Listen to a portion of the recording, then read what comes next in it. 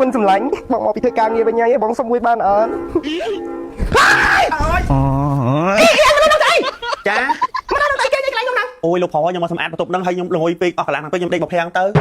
គេក៏គេចោះចាំបាក់គេចង់ពងចឹងទៅអីអូយវាស្អប់ពេកហ្នឹងលោកផង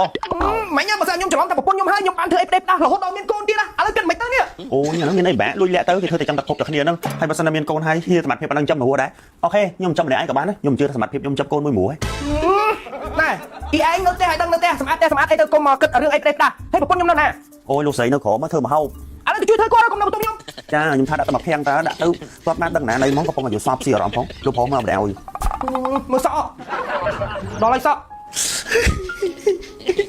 អត់អីមែនទេចាលោកស្រីអត់អីមែនលោកស្រីអើយអ៊ំចាប់ខ្ញុំនិយាយខ្ញុំច្បាស់គេខ្ញុំលែងចង់ហួរអត់ណាស់មានរឿងអីដាក់ខ្ញុំមើលលោកផងអត់អីមែនលោកផងកើតអីទេតែខ្ញុំមិនកើតអីកើតទៅគេមានរឿងអីមិនហៅnữaណាមកខ្ញុំទៅសម្អាតបន្ទប់ឲ្យខ្ញុំក៏ងុយដេកខ្លាំងពេកខ្ញុំដាក់មកភាំងហើយសត្វតែលោកផងគាត់អត់គាត់រឿងអីមែនខ្ញុំរឿងអីមែនគាត់សុំមួយហ៎ចាសុំគេមួយអូយអីឥឡូវនេះម៉េចឃើញទេនេះមានកូនចាចេះតែបោកហ្មងអាណាភ្លាមមានកូនហ្នឹងចាតែមិនដែរចាតើលោកហត់ខ្ញុំដឹងក្បាលពោះហ្នឹងសិតតែប្រយែងយ៉ាណាមិនដឹងតែមានប្រយ័ត្នផកអាស្រ័យឆ្នាំអញ្ចឹងសុវណ្ណចេះចោលប្តីនឹងតែប្តីតែផ្ដាំងនោះយកបាត់ខ្ញុំទៅមុខតិចមកប្រញាប់ធ្វើលុនតួទៅលឿនណាអូយបងមុខចាចង់ពួកស្អើអញថាមានហើយដឹងតែមានហើយព្រោះរាំងមកចង់2ខែនោះអូយអូយបងមុខអូ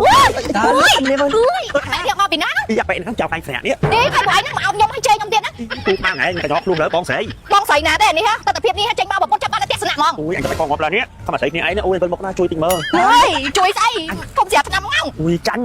ស្អីអូយចាញ់កូនហ្នឹងមើលចាចង់ក្អួតអូខ្ញុំយល់ហើយអូត្រូវហើយមានស្រីមានឯងទេបានយល់អត់ទេខ្ញុំចង់បានថាចេះពួកឯងហ្នឹងសង្វឹងស្រាក់ឆ្នាំបានចង់ក្អួតអូយចាញ់តែអូយជិលនិយាយនឹងឯងយកបានវិញធ្វើស្អីមិនមានធ្វើអីបងឡើងទៅលើបងបាត់បន្ទប់គេធម្មតាតើប្រាប់ផងមួយខ្លួនបងបាត់បន្ទប់ដបងមកភ្លឹបមកគឺឃើញអ៊ីមេលផ្ទះគាត់គេងថាម៉េចទៀតហើយបងឃើញគាត់ហើយបងចេញមកវិញមែនអត់ប្រាប់ឲ្យត្រង់មួយខ្លួនឃើញគាត់គេងបងស្មានតាអញគេងខ្លួនឯងមើលបងទៅដល់បងហក់ទៅអោបគាត់ពីក្រោយតើលោកមិនthấyទៀតអត់បានធ្វើទេហើយគាត់ចេញមកមក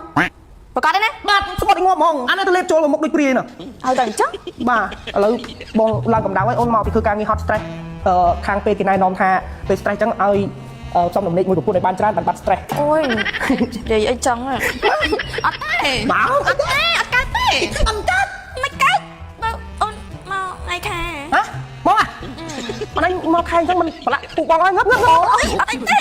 អូនមានរបស់ប្រើតានេះអត់នឹងប្រើគេនេះសម្លេងអនាម័យសុទ្ធនេះអូសម្លេងអនាម័យសុទ្ធនេះហ៎ផលិតផលរបស់ខ្មែរមែនផលិតផលរបស់ខ្មែរសុទ្ធហ្មងហើយផលិតពីកបាស់សុទ្ធ 100% ពេលអូនពាក់ទៅទុនត្រជាក់ស្រួលហ្មងវ៉ាវអញ្ចឹងតើបានឃើញអូនឯងអត់សូវមួម៉ៅដាក់ប្តីជាទូទៅបើសិនជាឯងមកខែឯងមួម៉ៅក្តៅកាហាយហ្មងតែលើកនេះឯងប្រើនឹងត្រូវចិត្តមែនត្រូវចិត្តតែស្ទើរតែរត់ដងពេលមកខែអូនមួម៉ៅក្តៅកាហាយហ្មងតែបានអានេះវាមានទាំងអត់ត្រជាក់និងអត់ត្រជាក់តែអូនចិត្តអត់ត្រជាក់ជាងដោយសារត្រជាក់ធ្វើឲ្យអូនមានអារម្មណ៍ស្រស់ស្រាយហើយកម្ចាត់បាក់តេរីបានល្អហ្មងអូហើយឃើញមានច្រើនប្រភេទណាអូនមានច្រើនអានេះសម្រាប់ពេលថ្ងៃអានេះពេលយប់ហើយអានេះយើងអាចប្រើជាប្រចាំថ្ងៃបានទាំងយប់ទាំងថ្ងៃហើយបាននេះវិញគឺប្រើរាល់ថ្ងៃបានទៀតឃើញមានច្រើនណាស់ឃើញអត់មានច្រើនតើអូន